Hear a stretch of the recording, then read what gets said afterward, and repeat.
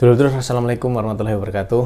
Jangan lupa video ini nanti di-share ya. Saya mau ngomong sama keluarga kalian yang suka menganggap kalian itu lebay, suka menganggap kalian itu sakit yang alay, suka menganggap kalian itu mengada-ada tentang sakit yang kalian rasakan, yang suka menganggap dan menyepelekan rasa sakit ataupun sensasi asam lambung yang kalian rasakan. Share sebanyak-banyaknya video ini nanti supaya bisa sampai ke keluarga kalian, supaya nanti mereka bisa paham dan tahu apa yang kalian rasakan, gitu ya. Bapak Ibu, teman-teman, saudara ya, yang kalian punya teman atau punya saudara atau punya kerabat orang punya sakit asam lambung dan terutama yang ada dengan anxiety atau gangguan cemas.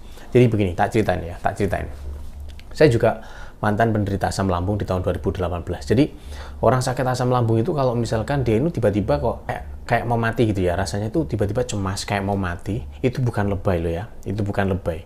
Jadi untuk Anda semuanya yang punya keluarga, ketika salah satu kerabat Anda, keluarga Anda, sahabat, teman, bahkan nanti suami, istri, dan lain-lain, ketika mengalami cemas, ketika mengalami rasa kayak mau mati, kayak sudah gelisah luar biasa, itu tidak diada-ada, teman-teman. Kadang-kadang kita nggak berpikir apapun aja, rasa cemas itu muncul. Gitu ya. Jadi jangan sekali-kali nanti sahabat semuanya ini, alah kamu tuh kok lebay banget, jangan sampai dikatakan seperti itu. Kamu itu kok manja banget. Nah, jangan dikatakan seperti itu. Jadi berilah motivasi yang baik. Contoh nih, kamu gak apa-apa ya, kamu gak apa-apa, insya Allah kamu bakal kuat, insya Allah kamu bakal sehat. Ini semuanya hanya keluhan-keluhan dari asam lambung yang kamu rasakan. Itu hanya kecemasan semata yang kamu rasakan. Tapi insya Allah kamu tidak akan seperti yang kamu takutkan. Nah, itu kalimat-kalimat yang bagus yang nanti bisa kalian sampaikan kepada keluarga kalian yang sakit asam lambung. Jadi ya, tak ceritain ya, orang sakit asam lambung itu keluhannya banyak loh guys ya, keluhannya banyak sekali. Dan satu lagi, jangan sekali-kali ngomongin sakit-sakit yang berat. Misal nih, mereka cerita sama kalian, bang atau mbak atau kayak gitu ya, saya tuh dadanya itu suka debar-debar loh gitu. Nah, terus kemudian nanti kalian ini meresponnya dengan seperti ini, awas loh, itu bahaya loh, jangan-jangan nanti kamu sakit jantung kayak gitu. Nah, kalimat seperti itu jangan sampai diucapkan, teman-teman ya. Karena kalimat itu nanti ketika kalian ucapkan itu akan justru menambah rasa was-was, khawatir, cemas yang dialami oleh penderita asam lambung ya. Jadi memang betul sekali ketika orang belum pernah mengalami gangguan asam lambung dan anxiety disorder, itu nggak bakal pernah tahu, nggak bakal pernah bisa mengartikan apa yang sedang dirasakan kayak gitu. Kecuali nanti kalau sudah merasakan sendiri baru, oh seperti ini ya rasanya kayak gitu.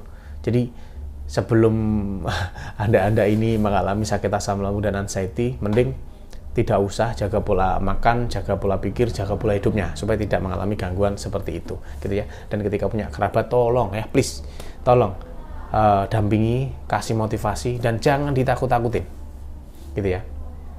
Itu aja. Jangan dianggap lebay ya, karena kalian tidak merasakan guys apa yang dirasakan mereka, gitu ya. Jadi orang dengan gangguan asam lambung dan anxiety itu ya kadang itu melihat warna putih takut, melihat mendengar kabar orang meninggal itu takut gitu. Jadi tergantung imajinasi masing-masing. Melihat ambulan takut, melihat orang sakit takut, kayak gitu teman-teman. Dan takutnya itu bukan sesuatu yang diada-ada loh ya. Itu benar-benar takut yang luar biasa. Sekali lagi tak sampaikan, ketika Anda tidak merasakan kondisi sakit ini, kalian tidak akan pernah paham apa yang saya sampaikan. Tapi setidaknya kalian tahulah ya. Begitu rasanya. Nah gitu. Terus kemudian rasa takut mati itu ada. Jadi setiap hari itu dihantui rasa takut mati ya, karena kondisi tubuh atau sensasinya itu setiap hari ada ya. Dan itu mirip kayak seperti artikel-artikel tanda-tanda kematian, tanda-tanda sakit A, B, C, D, E dan sebagainya, kayak gitu teman-teman. Memang seperti itu ya.